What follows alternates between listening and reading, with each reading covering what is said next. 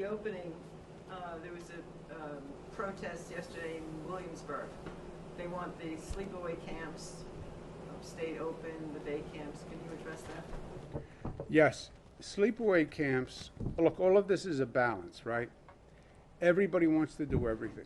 I want to do everything. So it's a balance of the health risk versus the activity.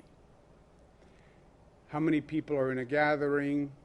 What do we do in a restaurant? What do we do in a pool? What do we do at a beach? It's always a balance.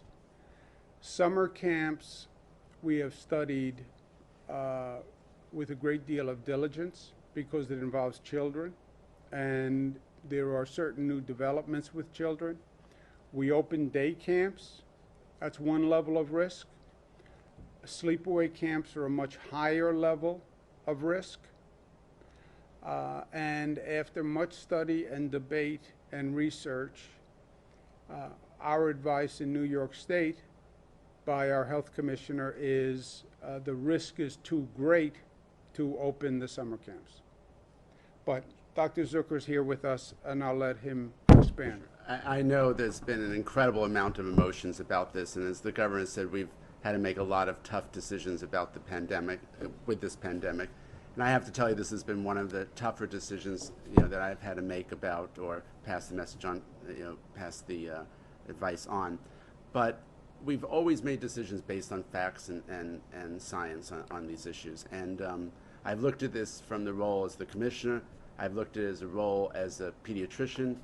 I've looked at this as from my role as a father or being a father, and also actually as being someone who has very fond memories of sleepaway camp and in the Catskills, and I understand where people are coming from this.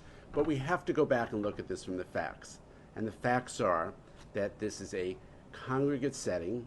There are many children who are together in a bunk. They're sleeping together in the same area, close by. They are eating in the same common area. They are using a shared bathroom. So social distancing in this situation is just not possible. So what will happen is that the virus will get into one of these camps and it will spread. And someone will say to you, well, how do you know? So it goes back to history, goes back to facts.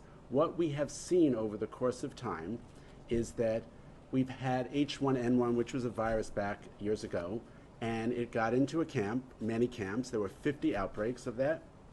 That resulted in 1,600 cases of H1N1. We had a mumps outbreak once, one person, 120 cases, and from those 120 cases, we could track 3,500 people who got mumps in multiple states in the area, because people from camps, sleepaway camps, often come from different areas. So we look at this from the basis of facts. We look at this from the basis of science, and that was why this has become a tough decision to grapple with. But that's what it is. And day camps are different because you have a confined number of individuals in one area. And one other thing about that is also that the health system within, or I should say, the health professionals within the sleepaway camp will be easily overburdened if you end up having to quarantine all of those children in a camp. So it's a tough decision, but this is the best public health practice that I can think of.